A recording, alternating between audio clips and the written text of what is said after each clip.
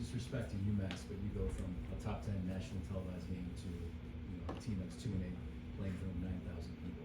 How do you avoid that mental letdown, and what's your expectation for the crowd 1 week after U40? I think it's like every week. It's more about what we do and focusing on us every week and seeing how we can get better.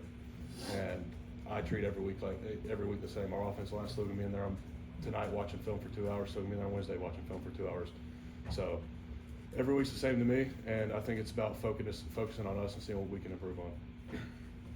Hey, just how frustrating was that situation for you against Ole Miss, trying to fight through injury and coming out, and then to follow that? I mean, what did the Tennessee game mean to you to come back and perform like you did? It was frustrating. Didn't go how I wanted it to go. Tried to go out there, do what I could do, and ended up not being able to do what I thought I could do. But this weekend, that game means a lot to me. I grew up a huge Tennessee fan. Everybody knows. Family's Tennessee fans. Half of them still don't talk to me. But that game meant a lot to me. And being in front of our fans, being able to do that, and our fans coming out and showing out like they did was huge. I had kind of the same question, but it's hard not to notice the level of play, the performance, how much better it was 1 week to the next. Was that strictly health, you being a week better, or being at home? Or what do you owe just the performance overall of 5 guys on the line? I'm sure health tied into it somehow, but I think it's just a mindset thing. We learned real quick against Ole Miss, if you don't show up to play against a defensive line of that caliber, you're going to get embarrassed. And knowing that Tennessee also had a very high caliber defensive line, we knew we had a test in front of us, and we knew after that last week we had to improve a lot. Yeah, you guys obviously pass protected really well Saturday night, but particularly against stunts when they're twisting or defense tackles and ends. What's the key to passing those stunts off really well at guard and tackle? First off, I'll say watching film, picking up cues on when they're going to do it. What are they doing when this foot's back every time? I remember actually against them 2 years ago when we played them here. One of their defensive ends, every time he had his outside foot back, they were teeing. So picking up on stuff like that, and kind of just throughout the game, noticing stuff, but initially it's stopping the penetrator. If you stop the penetrator, you got success, and staying square. Punch that penetrator over and get back square, and you have a pretty good chance of passing it off. Tate, you're obviously close with Carson. That was, quite a game for Carson. What did you see from your friend? Not just the quarterback, but it just looked like there was another level from Carson Saturday night. He was having fun. I mean, Carson was having a good time on Saturday, and that was from warm-ups on. And we obviously didn't start the game how we wanted to. Had a couple 3-and-outs, but he was coming over to everybody, telling them we're good, and just kind of seeing him just enjoy football was huge for me, and I love seeing that out of him. Yeah, Kirby mentioned that guys like you played a lot of football are the core of this team. For you personally, how have you tried to maintain that role through this year while you've not been able to practice as much as you want, not been able to play on Saturdays as much as you want? Just trying to be more vocal with the guys. Just especially the offensive line, just tell them control what you can control. I mean, there's stuff in the game that you can't control, and there's stuff that you can control, and just trying to keep everybody level-headed, not letting them get too high or too low. When things don't go our way, there's a lot of football to play. So just kind of being a vocal guy on the team. Tate, speaking of having a good time, I just wondering how long you haven't been taking up square dancing and the little thing with Carson. How impromptu was that little deal? I don't remember how it came about. It kind of just, we started doing it one day and we're like, oh, we're going to do that during a game. It was in the practice or something, but I think I learned that at our Murchie Middle in like PE class or something like that. What did you make of Monroe Freeling starting left tackle and I guess kind of the whole game? How did that go? I thought he did an amazing job stepping into a role he hasn't had to yet.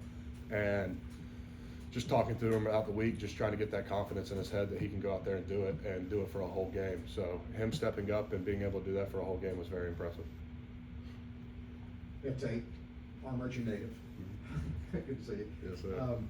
Could you just talk about the running back room? It's kind of depleted with injury, and you got some young guys getting in. And as an O-line, any more pressure on you guys because the guys are so young, or does it matter to you who's back there? Is it just about trying to clear a path for somebody? Just clearing a path. I told those guys before the game on Saturday, I went up to them, I said, this is football. It's what you've been doing your whole life. It's just another game. Go out there and treat it like one. Don't let this crowd, don't let all the distractions intimidate you. Just go out there and play football because that's what got you here and that's what you do best. And for us up front, we knew there were freshman backs behind us, and I think it definitely put it in the back of our mind to, in the run game, try to open more holes. But I think it's just going out there and trying to do your job every play. Hey, just to follow up on that, what did you think of the job Nate Frazier did? Biggest workload he's had, how he handled that? I think he's had a lot of growing up to do since the season started. Of course, he's a true freshman coming in here, then gets his first light against Clemson, and then seeing how he's grown up throughout the year of practice has just been awesome. Nate's a huge personality. Sideline, he's always coming up to the offensive line, talking to us, telling us good job, but I thought he did a tremendous job on Saturday.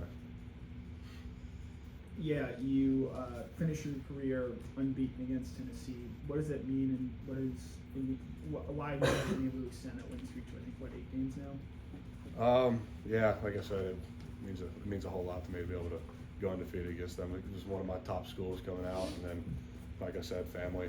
I have a lot of family ties to Tennessee, but it means a lot, and just knowing what that game means to this university and a lot of people on this team and the coaches. So just going out there and trying to execute, just get it done. This is obviously a game that some younger guys might get a chance to play. Who are some of the scout team guys that have impressed you so far this season?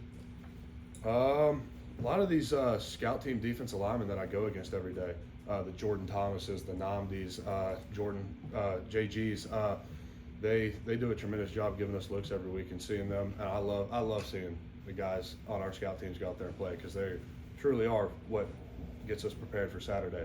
Our walk-ons, I love seeing walk-ons get to play. They're the heartbeat of this team.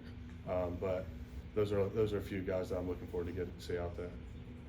Kate, you do a wonderfully popular podcast with Thorson. Mhm. Did you know he had that hit in him, and how much have you heard about it since then? I didn't think he had much running in him.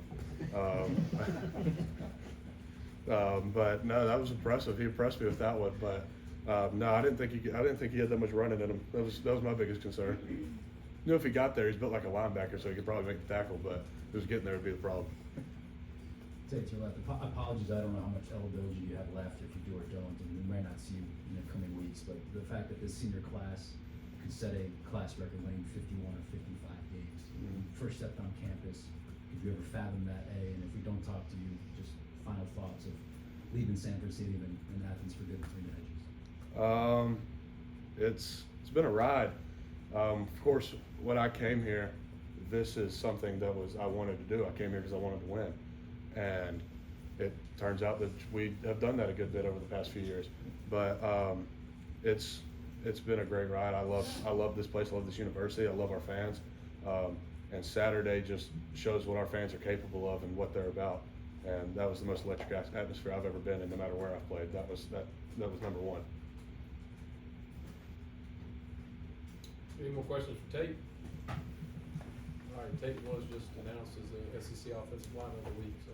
Congrats. You get a trophy Good for job. that, a plaque? I don't know. Thanks, Tate.